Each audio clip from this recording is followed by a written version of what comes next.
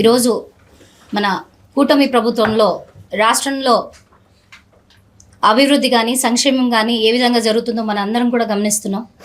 ముఖ్యంగా స్థానికంగా మన అనంతపురంలో చూస్తే గతంలో వైఎస్ఆర్ కాంగ్రెస్ పార్టీ ఉన్నప్పుడు మాజీ శాసనసభ్యులు అనంత వెంకటరామరెడ్డి గారి సారథ్యంలో దాదాపు 1041 కోట్ల అభివృద్ధి జరిగిన విషయం మనందరికీ కూడా తెలిసిందే.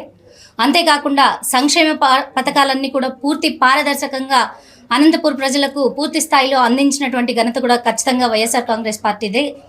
అంతేకాకుండా ఇక్కడ అభివృద్ధి గురించి మనం విశ్లేషిస్తే గతంలో ఎన్నడూ లేనటువంటి విధంగా కరువు ప్రాంతమైనటువంటి అనంతపురంకి ఒక మనిషి నడవటానికి కూడా అవకాశం లేనటువంటి స్లమ్ ఏరియాస్ని కూడా స్మార్ట్ స్ట్రీట్స్గా మార్చినటువంటి ఘనత ఎవరిదైనా ఉంది అని అంటే అది ఖచ్చితంగా వైఎస్ఆర్ కాంగ్రెస్ పార్టీదే, మాజీ శాసనసభ్యులు అనంత వెంకటరామరెడ్డి గారిదే అని ఖచ్చితంగా చెప్పవచ్చు.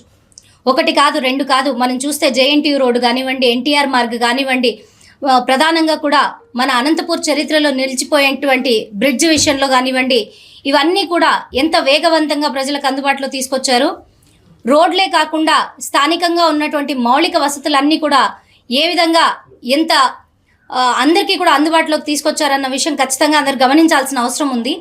6 నెలల పరిపాలనలో కూటమి ప్రభుత్వం ఏదైతే మాట ఇచ్చారో సూపర్ 6 అన్నది దాని ఊసే లేకుండా ఈరోజు కేవలం విమర్శించడమే వాళ్ళ ప్రధానంగా వాళ్ళు పరిగణిస్తున్నటువంటి అంశంగా మనం చూడాల్సిన అవసరం ఉంది.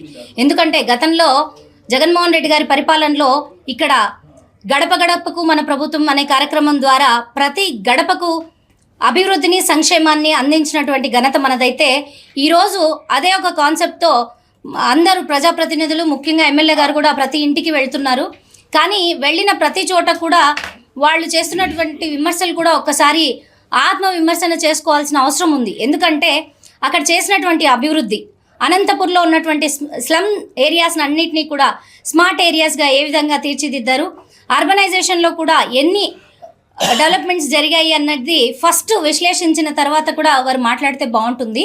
ముఖ్యంగా 1040 కోట్లతో జరిగినటువంటి అభివృద్ధి అంతకు మించి మీరు చేసినట్టయితే మేమందరం కూడా స్వాగతిస్తాము. మా ప్రధాన లక్ష్యం అనంతపూర్ అభివృద్ధి మాత్రమే, అదే ధ్యేయంగా మేము ముందుకు నడిచాము.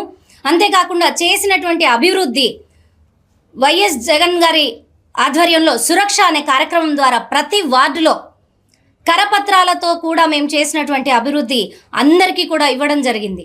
అంతేకాకుండా ఆరోగ్య సురక్ష ద్వారా కూడా ప్రతి ఇంటికి ఆరోగ్యాన్ని అంటే వైద్యాన్ని కూడా అందించినటువంటి ఘనత మన వైఎస్ఆర్ కాంగ్రెస్ పార్టీది ఉన్నిందని చెప్పేసి ఈ సందర్భంగా మీకు తెలియజేస్తున్నాను.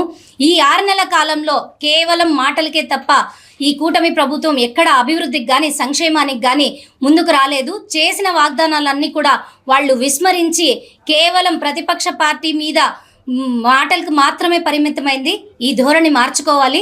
ముఖ్యంగా చంద్రబాబు నాయుడు గారు కూడా అనంతపురం జిల్లా కేంద్రంగా ఉన్నటువంటి అనంతపురం నగరంలో జరిగిన అభివృద్ధిని గమనించి అంతకు మించి అభివృద్ధి చేయాల్సిన అవసరం ఉందని కూడా ఈ సందర్భంగా తెలియజేస్తున్నాను.